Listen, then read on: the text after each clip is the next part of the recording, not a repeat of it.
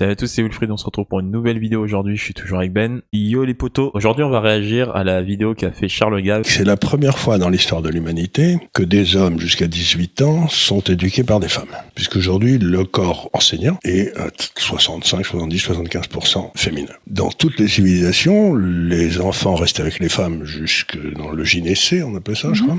Et à 12 ans, passer aux hommes. À 12 ans, passer aux hommes, et puis ensuite, c'était aux hommes de s'en occuper, c'était des hommes qui élevaient des hommes. Moi, je vais avoir 80 balais, j'ai vu mon premier professeur femme, bon, j'en avais eu un ou deux quand j'étais au lycée, un prof de maths qui était femme, ou des choses comme ça, mais enfin, tout mon enseignement était masculin. Je sais pas si je suis vraiment d'accord avec ce qu'il dit là. Est-ce que c'est vraiment un problème que des femmes éduquent des jeunes garçons, tu penses Ben? Je vais te poser une question. Souviens-toi du professeur, de la professeure qui t'a le plus marqué tes études. Est-ce que c'était une femme ou est-ce que c'était un homme? Honnêtement, ouais, c'était un mec. J'avoue, c'était un mec. Est-ce que tu as eu plus de professeurs femmes ou que de professeurs hommes? Et peut-être plus de femmes. Ouais, c'est vrai. C'est vrai. Voilà.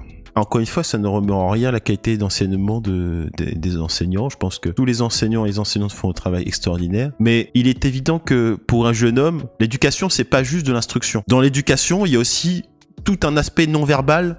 Il y a tout un ensemble de choses qui fait que on s'intéresse ou non à une matière.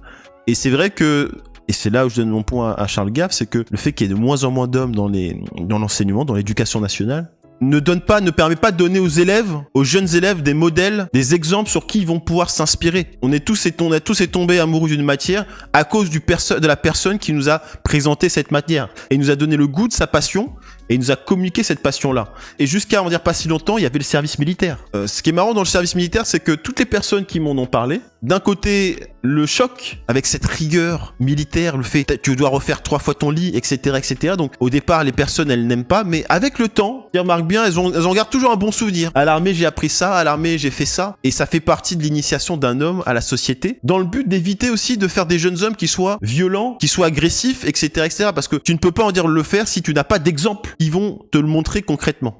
Et comme les femmes sont beaucoup mieux câblées, comme tu le dis, que les hommes, jusqu'à un âge assez avancé, ben, qu'est-ce qui se passe? C'est qu'elles sont toujours en tête de classe. Mm-hmm. Donc, t'as les gars qui sont particulièrement mal câblés, ce qui était mon cas quand j'avais 18 ans ou des trucs comme ça, qui vont toujours se retrouver en queue de classe. Et on va leur donner l'habitude de se considérer comme des crétins. Donc, tu penses que ça peut engendrer un certain dépit et du coup, peut-être un découragement? Ben, un découragement. Et l'habitude de se considérer comme une sous-merde. Et de l'habitude, du coup, de dire que les études, c'est pas pour moi. La méthode de manière dont on va enseigner les élèves à l'école. Je sais pas pour toi, mais moi, quand j'étais à l'école, j'étais très frustré parce que c'est du rabattage. On te donne jamais l'opportunité de t'exprimer. Tu dois juste refaire ce qu'on t'a demandé de faire. On te demande jamais ton avis. Ton avis n'intéresse personne, refais ce qu'on te demande. Que le jeune homme que j'étais, moi j'aimais justement prendre des risques, j'aimais prendre des initiatives. Et à l'école, quand j'étais à l'école, j'étais toujours frustré parce que il y avait jamais l'opportunité de s'exprimer. Il fallait toujours faire ce qu'on te demandait. Et même si t'es pas d'accord, bah c'est comme ça. Et si t'es pas d'accord, bah tu dois faire avec. Mais là où il a raison, c'est que la majorité des échecs scolaires, ce sont des garçons. Et moi j'aimerais savoir qu'est-ce que toi t'as vécu. Et est-ce que t'aurais été en échec scolaire si tu n'étais pas un garçon? À partir du lycée, j'avais redoublé en 3e déjà, mais à partir du lycée, c'est là où vraiment j'avais un désintérêt de l'école parce que j'avais du mal à imaginer en fait la suite de tout ça. J'avais du mal à imaginer que serait ma vie, mon travail après tout ça. Quand on me disait l'école c'est une préparation, c'est à te préparer pour la vie future. Si l'école ça m'ennuyait, à la vie future c'est sûr que ça allait être compliqué pour moi. En fait la chose on va dire qui moi a été la plus grande des surprises pour moi, c'est de me rendre compte que la vie c'est tout le contraire de l'école. L'école ne récompense jamais la prise d'initiative, alors que dans la vie de tous les jours, la personne qui est la plus entreprenante, c'est celle qui réussit. Et c'est ça peut-être pour moi la plus grande, on va dire, des injustices, c'est que les personnes, on va dire, qui ont véritablement cette envie d'entreprendre, sont brimées à l'école, mais quand elles sortent de l'école, c'est comme, on va dire, un vent de fraîcheur, c'est que tu redécouvres la vie. Ça, c'est vrai que, après, c'est l'école qui est comme ça, elle nous forme à être des salariés, c'est comme ça. Le système, il est fait pour la masse, c'est normal. Ah, personnellement, oui, moi, il y a eu un moment quand j'ai été viré, où je me suis dit, ouais, je suis un nul, tout le monde réussit, moi, j'y arrive pas, je suis un gros nul, qu'est-ce qui se passe? Pourquoi moi, ça marche pas, quoi? Moi, j'aurais pas de problème avec l'école si elle te disait clairement, ici, on a des règles, mais c'est pas forcément les règles de la vie. Sauf que l'école, de la manière dont elle se présente, c'est l'alpha et l'oméga. Si ici tu ne réussis pas, tu réussiras nulle part. Et pour un jeune homme, ou voire une jeune fille, parce qu'il y a aussi des jeunes filles qui sont en échec, imaginez, on va dire, la frustration que c'est quand tu te sens complètement perdu. Et c'est difficile, c'est très difficile pour quelqu'un qui a 15 ans, 16 ans d'avoir du recul sur la vraie vie. C'est-à-dire que tu as une inégalité profonde qui est en train de se créer à l'université même et dans les écoles. Et parce que les filles sont plus disciplinées, plus sérieuses, etc. On entend souvent, un peu partout, la communication qui nous dit, dans les matières scientifiques, il n'y a qu'un tiers de filles, la majorité ce sont des garçons, etc., etc. On parle jamais de la vraie injustice, et au grand jamais. L'injustice, on va dire, qui est à l'université, et c'est pas simplement en France, hein, c'est dans tous les pays d'Occident, que ça soit en Amérique, que ça soit en France, en Angleterre. On a constaté que 60% des élèves, des étudiants sont des femmes. Il y a des disciplines, par exemple dans la médecine, dans la biologie, il y a très peu de garçons. C'est un sujet qui est quasiment tabou et d'année en année, c'est ça le drame, c'est que d'année en année, ce chiffre est en train de diminuer. Le domaine où il y a encore un peu de garçons, c'est dans les matières scientifiques, effectivement. Dans les sciences dures, dans les sciences en mathématiques, en physique, informatique, etc. La grande injustice qu'on parle pas, c'est qu'il y a de moins en moins de garçons qui poursuivent des études supérieurs. Si vraiment les garçons ils veulent pas aller étudier plus longtemps, ça les regarde. Moi personnellement, tu connais mon parcours, je l'ai pas fait. Non, mais là je t'interromps. Tu dis s'ils veulent pas, mais qu'est-ce qui dit qu'ils veulent pas? C'est ça la question, une question qu'on ne pose pas. Il faut que le débat soit posé. Qu'est-ce qui me fait dire qu'ils veulent pas? Et peut-être qu'ils le voudraient, mais dans un autre contexte. L'éducation, le type d'éducation qu'il y a dans les études supérieures ne convient pas aux garçons. Oui, c'est peut-être à revoir. Ça, c'est une question qui peut se poser. Je suppose que ça s'adresse autant aux filles qu'aux garçons.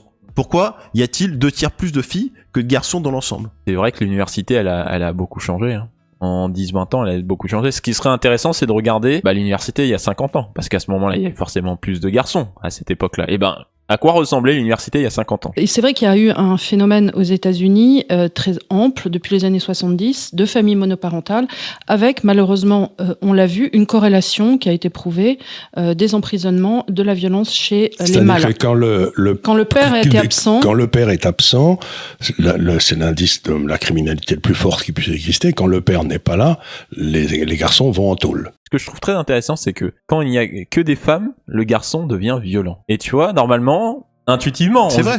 Finalement, le garçon devient même plus violent, même emprisonné. Donc, les familles monoparentales qui ont explosé en Occident, toutes les études ont montré pas juste les jeunes garçons qui sont impactés, c'est aussi les jeunes femmes qui sont indirectement impactées par le fait de ne pas avoir connu une figure masculine dans leur vie qui a une autorité. On peut donner des statistiques. Aux États-Unis, par exemple, 85% des jeunes qui sont en prison sont issus d'une famille monoparentale. 71% des élèves en échec scolaire sont issus d'une famille monoparentale. 90% de tous les sans-abri ou de jeunes qui ont fait des fuites, 90% sont issus d'une famille monoparentale. Ça montre vraiment la place centrale que peut avoir un homme dans une famille. On n'a jamais autant besoin d'hommes qu'en 2023. Le but n'est pas de faire des gens qui soient dépressifs, des gens qui soient en prison, des élèves qui sont en échec. Et là, c'est l'importance du rôle dans les foyers, d'avoir une place, on va dire, d'une figure masculine. Et tout ça aussi, ça peut se recouper avec les nouvelles méthodologies d'éducation. Vous voyez, qui ont tendance à diviniser l'enfant. Évidemment, ça ne veut pas dire qu'une mère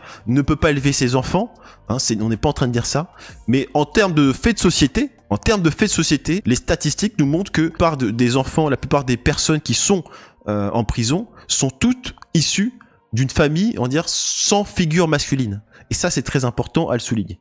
Donc, on va s'arrêter là, je pense. Donc, une vidéo vraiment où on ouvre un débat sur c'est quoi être un homme en 2023, c'est quoi le rôle des pères, etc. Donc si vous êtes d'accord, vous nous le faites savoir dans les commentaires. Si vous êtes encore mieux, si vous n'êtes pas d'accord, vraiment si vous n'êtes pas d'accord, vous venez, on en débat. C'est ça la zone, c'est vraiment un espace où on peut dire ce qu'on pense. C'est un dernier truc à ajouter, Ben, pour en tout cas, on remercie Charles Gaff pour avoir ouvert ce sujet, qui est un sujet un fait de société qui est quasiment jamais abordé, surtout pour les jeunes. Le but est aussi d'encourager des jeunes qui sont peut-être en échec scolaire, qui peut-être traversent des moments difficiles. Prenez courage. Il y a des gens qui sont passés par là. C'est jamais fini, c'est jamais mort. N'hésitez pas à vous abonner, vous mettez un like si vous avez aimé, si vous avez pas aimé aussi, je vous dis, n'hésitez pas à commenter. Vraiment, c'est le but de ces vidéos un peu plus particulières où vraiment là on fait des débats, etc. Merci encore une fois, on vient de dépasser les 500 abonnés. Merci pour tous ceux qui sont déjà abonnés. On se retrouve pour une prochaine vidéo. C'est Wilfried, toujours avec Ben, bien sûr. Allez,